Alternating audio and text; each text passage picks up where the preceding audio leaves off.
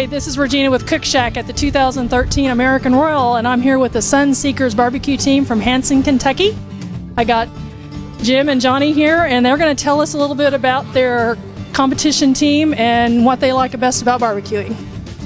Hi, I'm Jim, and we've been cooking on the Cookshacks now for about 8 years, and they're one of the best things that we've ever found. We've tried all different kinds of cookers, and we've definitely decided that Cookshack is the easiest to use, the easiest to clean up, and presents a great product, and we just love cooking on them.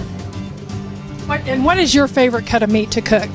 Hi, I'm Johnny. I would say that my specialty is brisket. A lot of people find that it's hard to do and it's challenging and they're afraid of it. To me, it's the easiest thing that we cook of all things. I just love cooking brisket. I have cooked a bunch of brisket over my career here as a competition cook. Okay, and can you tell me about the latest competition you were at and how did you do? We cooked last weekend in Owensboro, Kentucky, the Grillin' and Chillin' in beautiful Diamond Lake Resort. There was 45 teams there, and we had a 4th place overall finish. We had a 3rd place rib, and we had a 7th place chicken. 7th place chicken, and our brisket came in 14th. Don't ask about pork. But a 4th place finish overall. Well, overall is what counts anyway, really.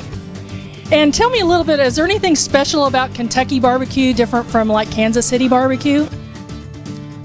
Kentucky barbecue is kind of a blend of Kansas City and Memphis and North Carolina all put together. We're kind of in the middle of all those three, and everyone has a distinct taste in those areas, and I guess the folks that have migrated to Kentucky have just kind of put all of them together, and so we have a unique taste. It's kind of a blend of all of them. Yeah, and one thing that's really unique about Kentucky is they cook a lot of mutton, which is sheep.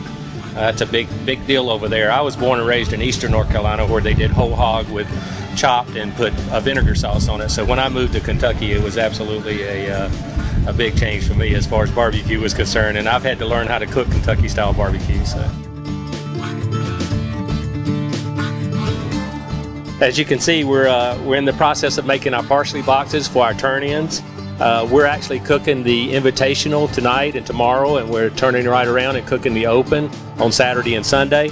And we actually are making all 8 of our boxes today so that they'll be done and we don't have to worry about that because Jim stresses until we get all the boxes made. We always make parsley boxes. We chop up a little bit of green leaf lettuce and put it in the bottom of the box, and then we put parsley on top of that. And they're commonly referred to as a putting green, and that's what we try to do. We try to make it as beautiful as possible because, you know, it is a meat contest, but you eat with your eyes first.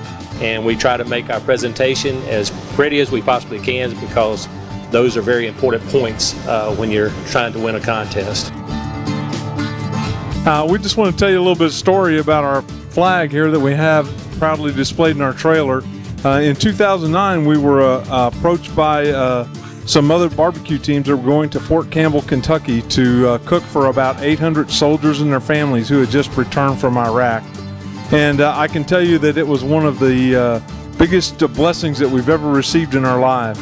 We went down and cooked tons of food, meat, barbecue beans, coleslaw, potato salad, you name it, hot dogs, and they just had a great time and they loved all the food.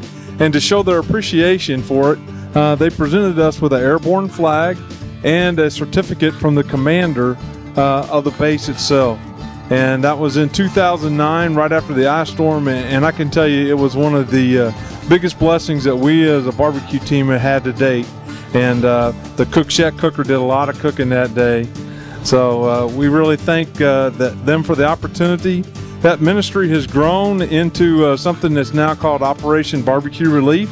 And we haven't got to participate in that yet because there hasn't been a disaster in our area, thank goodness. But if there ever is, we'll be very willing to volunteer for that.